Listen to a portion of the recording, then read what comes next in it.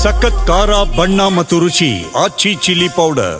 ರಾಜ್ಯ ಕಾಂಗ್ರೆಸ್ನಲ್ಲಿ ನವೆಂಬರ್ ಕ್ರಾಂತಿ ಕುತೂಹಲ ಗೆರೆಗೆದರಿದೆ. ಸಿಎಂ ಸಿದ್ದರಾಮಯ್ಯ, ಡಿಸಿಎಂ ಡಿಕೆಶಿ ದಿಲ್ಲಿಗೆ ಹೋಗಿ ಬಂದಿದ್ದು ಸಂಪುಟ ಪುನರಚನೆಗೆ ಮುಹೂರ್ತ ಫಿಕ್ಸ್ ಆಯ್ತಾ ಅನ್ನೋ ಪ್ರಶ್ನೆ ಎದ್ದಿದೆ. ಈ ಮಧ್ಯೆ ದಿಲ್ಲಿ ಭೇಟಿಯ ಬಗ್ಗೆ ಉಭಯ ನಾಯಕರು ಹೇಳಿರುವಂತಹ ಮಾತುಗಳು ವದಂತಿಗೆ ಮತ್ತಷ್ಟು ಪುಷ್ಟಿಯನ್ನ ಒದಗಿಸಿವೆ.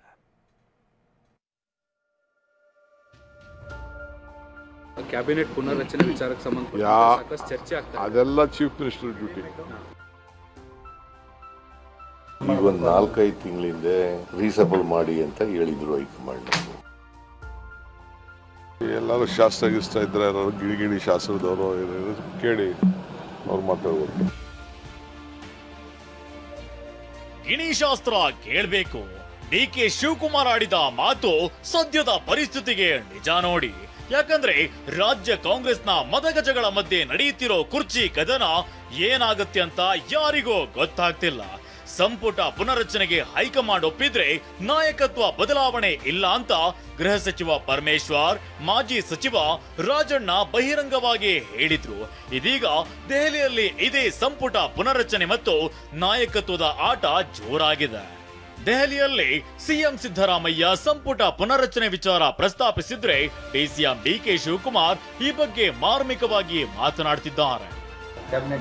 ನೋಡಪ್ಪ, ಈಗ ಒಂದು 4-5 ತಿಂಗಳಿಂದ ರೀಸಬಲ್ ಮಾಡಿ ಅಂತ ಹೇಳಿದ್ರು ಹೈಕಮಾಂಡ್. ನಾನು ಹೇಳಿದ್ದೆ 2.5 ವರ್ಷ ತುಂಬಲಿ, 2.5 ವರ್ಷಕ್ಕೆ ಅಂತ ಹೇಳಿದ್ದೆ. ಆಗ ಅವರು ಒಪ್ಕೊಂಡಿದ್ರು ಹೈಕಮಾಂಡ್ ಅವರು 2.5 ವರ್ಷ ಆದ್ಮೇಲೆ ಮಾಡಿ ಅಂತ ಒಪ್ಕೊಂಡಿದ್ರು. ಈಗೇನು ಹೇಳ್ತಾರೆ ಹೈಕಮಾಂಡ್ ಅವ್ರು ಏನು ಹೇಳ್ತಾರೆ ಹಂಗೆ ಮಾಡ್ತೀವಿ. ಸಚಿವ ಸಂಪುಟ ಪುನರಚನೆ ಆಗುತ್ತೋ ಇಲ್ಲ ನಾಯಕತ್ವ ಬದಲಾವಣೆ ಆಗುತ್ತೆ ಸರ್? ಸಚಿವ ಸಂಪುಟ ಪುನರಚನೆ ನಡೆಯುತ್ತೋ ಇಲ್ಲ ನಾಯಕತ್ವ ಬದಲಾವಣೆ ಆಗುತ್ತೆ? ಎಲ್ಲರೂ ಶಾಸ್ತ್ರ ಇದ್ರೆ ಗಿಳಿಗಿಳಿ ಶಾಸ್ತ್ರದವರು ಕೇಳಿ ಅವ್ರು ಮಾತಾಡ್ಬೋದು. ಸಚಿವಾಕಾಂಕ್ಷಿಗಳ ಬಗ್ಗೆಯೂ ಮಾತನಾಡಿದ ಸಿಎಂ ಡಿಸಿಎಂ ಆಕಾಂಕ್ಷಿಗಳು ಬಹಳಷ್ಟು ಜನರಿದ್ದಾರೆ ಅಂತ ಹೇಳಿದ್ದಾರೆ. ಆಕಾಂಕ್ಷಿಗಳು ನಮ್ಮಲ್ಲಿ 142 ಜನ MLA-ಗಳಿದ್ದಾರೆ. 142 ಜನ MLA-ಗಳು ಆಕಾಂಕ್ಷಿಗಳು. They are deserved. MLA ಆದವರು, MLC ಆದವರು ಎಲ್ಲರಿಗೂ ಹಕ್ಕಿದೆ. ಎಷ್ಟೋ ಜನಕ್ಕೆ ಏನು ಆಗದೆ ಹೋದವ್ರನ್ನ ನಾಳೆ ಬೆಳಗ್ಗೆ ಮಿನಿಸ್ಟರ್ ಮಾಡೋಂಥ ಅವಕಾಶಗಳು ಹಿಂದೆ ಆಗಿಲ್ವಾ? MLA ಇಲ್ಲದೆ ಹೋದವ್ರನ್ನ, MLC ಇಲ್ಲದೆ ಹೋದವ್ರು ಮಂತ್ರಿ ಮಾಡೋಷ್ಟು ಅವಕಾಶ ಮುಖ್ಯಮಂತ್ರಿಗಳಿರ್ತದೆ. ಸೊ ಯಾರು ಪಕ್ಷಕ್ಕೋಸ್ಕರ ದುಡಿದಿರ್ತಾರೆ ಅವರೆಲ್ಲ ಏನಾದ್ರು ಒಂದು ಅಧಿಕಾರ ಬೇಕು ಅಂತ ಆಸೆ ಪಡ್ತಾರೆ. ಅವ್ರ ಆಸೆಗೆ ನಾವು ತಪ್ಪು ಅಂತ ಹೇಳೋಕ್ಕಾಗ್ತದ? ಅವ್ರದ್ದೇ ಆದಂಥ ರೀತಿಯಲ್ಲಿ ಪಕ್ಷಕ್ಕೋಸ್ಕರ ಹೋರಾಟ ಮಾಡಿರ್ತಾರೆ, ತ್ಯಾಗ ಮಾಡಿರ್ತಾರೆ, ಶ್ರಮ ಪಟ್ಟಿರ್ತಾರೆ. ಡಿಕೆ ಜೊತೆ 50 ನಿಮಿಷ, ಸಿಎಂ ಜೊತೆಗೂ 50 ನಿಮಿಷ ಚರ್ಚೆ. ಖರ್ಗೆ ಭೇಟಿ ಹಿಂದಿನ ಗುಟ್ಟು ಬಿಟ್ಟುಕೊಡದ ಸಿಎಂ ಡಿಸಿಎಂ.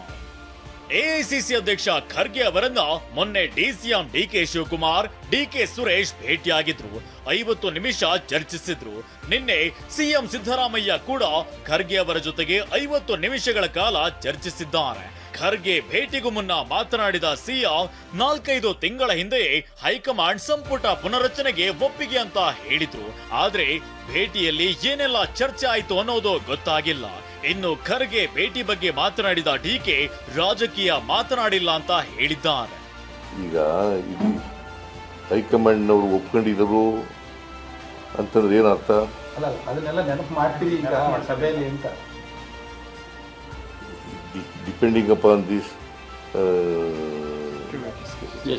ಸಿಚುಯೇಷನ್. ಪದಗಳು ಬಹಳ ಹುಡುಕ್ತಾ ಇದ್ದೀವಿ. ಹುಡುಕೇ ಇದೇನಿಲ್ಲ. ಲೀಲಾಜಾಲವಾಗಿ ಹೇಳ್ತಾ ಇದ್ರಿ ಸರ್, ಯಾಕೋ ಪದಗಳು ಹುಡುಕ್ತಾ ಇಲ್ಲ. ಈಗಲೂ ಲೀಲಾಜಾಲವಾಗಿ ಹೇಳೋದು. ನಾನೇನು ಭೇಟಿ ಮಾಡಿಲ್ಲಮ್ಮ. ನಾನು ಭೇಟಿ ಮಾಡಿಲ್ಲ. ನಾವು ಹೋದಾಗೆಲ್ಲ ಭೇಟಿ ಮಾಡ್ತಾ ಇರ್ತೀವಿ, ಅದು ಬೇರೆ ವಿಚಾರ. ರಾಜಕೀಯಕ್ಕೆ ನಾನೇನು ಭೇಟಿ ಮಾಡಿಲ್ಲ. ನವೆಂಬರ್ನಲ್ಲಿ ನಾಯಕತ್ವವೇ ಬದಲಾಗಿ ಬಿಡುತ್ತೆ ಅಂತ ಬಿಜೆಪಿ ಬಿಟ್ಟ ಬಾಣದ ಮಧ್ಯೆ ಸಿಎಂ ಡಿಸಿಎಂ ದೆಹಲಿ ಯಾತ್ರೆ ನಡೆಸುತ್ತಿದ್ದಾರೆ. ಪ್ರತ್ಯೇಕವಾಗಿ ದೆಹಲಿಗೆ ಹೋದ್ರೂ ಕರ್ನಾಟಕ ಭವನದಲ್ಲಿ ಒಟ್ಟಿಗೆ ಊಟದ ಟೇಬಲ್ನಲ್ಲಿ ಕಾಣಿಸಿಕೊಂಡಿದ್ದಾರೆ. ಈ ಫೋಟೋ ಹಿಂದಿನ ಉದ್ದೇಶ ನಮ್ಮಲ್ಲಿ ಯಾವುದೇ ಪೈಪೋಟಿ ಇಲ್ಲ ಅನ್ನೋ ಸಂದೇಶ ಸಾರೋದಾ ಗೊತ್ತಿಲ್ಲ. ಇದರ ಮಧ್ಯೆ ಡಿಸಿಎಂ ಕಾಂಗ್ರೆಸ್ ಪಕ್ಷಕ್ಕಾಗಿ ಹಗಲು ರಾತ್ರಿ ದುಡಿಯೋದಾಗಿ ಟ್ವೀಟ್ ಮಾಡಿರುವುದು ಅಲ್ಲಿಗೆ ಎಲ್ಲವೂ ಸಸ್ಪೆನ್ಸ್ ಆಗಿಯೇ ಉಳಿದಿದೆ.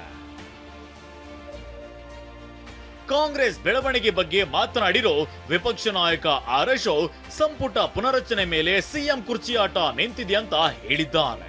ಕ್ಯಾಬಿನೆಟ್ ವಿಸ್ತರಣೆ ಆದರೆ ಡಿ.ಕೆ. ಶಿವಕುಮಾರ್ಗೆ ಪಂಗನಾಮ.